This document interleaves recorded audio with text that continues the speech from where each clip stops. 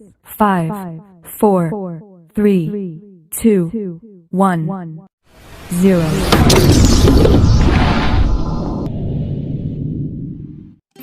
Assalamualaikum warahmatullahi wabarakatuh. Halo anak-anak kelas 2 SD Islam Ulil Albab Kebumen. Bagaimana kabarnya? Mudah-mudahan kalian dalam keadaan yang sehat, baik, dan semangat untuk belajar. Nah, hari ini kita akan melanjutkan pembelajaran subtema 2. Ada yang masih ingat kemarin kita sudah belajar apa saja? Ya, kita sudah belajar kalimat ajakan, melengkapi kalimat ajakan, membandingkan banyak benda, dan gerak keseharian. Ya, yuk langsung saja kita belajar. Udin, Edo, dan teman-temannya akan belajar membandingkan dan mengurutkan bilangan. Perhatikan bilangan berikut. Ada bilangan 512, 427, dan 687. Nah, kita akan mencari bilangan yang paling kecil. Kita lihat dulu angka ratusannya. 500-an, 400-an, dan 600-an. Ya, bilangan yang paling kecil adalah 427. Sedangkan bilangan yang paling besar adalah 687. Kemudian kita akan mengurutkan bilangan dari yang terkecil menuju yang terbesar, atau sebaliknya, dari yang terbesar menuju yang terkecil. Nah, di sini Ustadzah punya 3 bilangan. Ada bilangan 512, 427, dan 687. Kalian harus ingat ketika mengurutkan bilangan, kita urutkan dari ratusannya dulu. Kita lihat ratusannya dulu. Jika angka ratusannya berbeda, maka langsung bisa diurutkan. Di sini, angka ratusannya yang pertama adalah 5, lalu 4, lalu 6.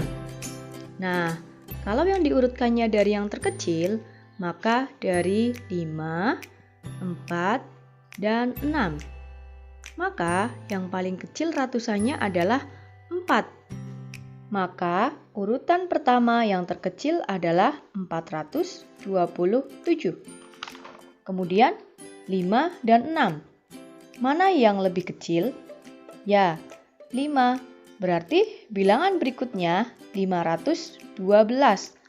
Maka bilangan berikutnya yang terbesar adalah 687. Lalu bagaimana jika mengurutkan dari yang terbesar ke terkecil? Sama caranya ya seperti tadi. Kita lihat ratusannya terlebih dahulu. Maka yang terbesar adalah 687, 512, dan yang paling kecil adalah 427. Udin, Edo, dan teman-temannya belajar matematika menggunakan bahasa Indonesia. Sikap Udin dan teman-temannya termasuk sikap yang sesuai dengan sila ketiga Pancasila. Masih ingatkah kalian bunyi sila ketiga Pancasila? Ya, sila ketiga Pancasila bunyinya yaitu Persatuan Indonesia. Contoh sikap yang sesuai dengan sila ketiga Pancasila di tempat bermain, di antaranya bermain dengan teman dari berbagai suku. Kemudian, menjaga kekompakan bermain. Yang ketiga, menggunakan bahasa Indonesia. Setelah selesai belajar, Udin, Edo, dan teman-temannya akan bermain gobak sodor.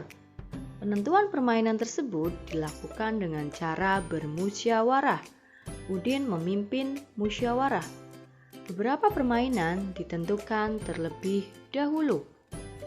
Nah, sikap Udin dan teman-temannya menunjukkan sikap yang sesuai dengan sila keempat Pancasila. Masih ingatkah kamu bunyi sila keempat Pancasila? Ya, kerakyatan yang dipimpin oleh hikmat kebijaksanaan dalam permusyawaratan perwakilan. Nah, contoh sikap yang sesuai dengan sila keempat Pancasila di tempat bermain yaitu yang pertama, berdiskusi untuk memilih permainan. Yang kedua, tidak memaksakan pendapat kepada teman. Yang ketiga, menghargai perbedaan pendapat teman. Kemudian, contoh sikap yang sesuai dengan sila kelima Pancasila. Yang pertama, antri menggunakan mainan saat bermain. Ya, ketika bermain kita tidak boleh saling berebut. Yang kedua, menggunakan mainan secara bergantian. Yang ketiga, berbagi makanan secara adil kepada teman.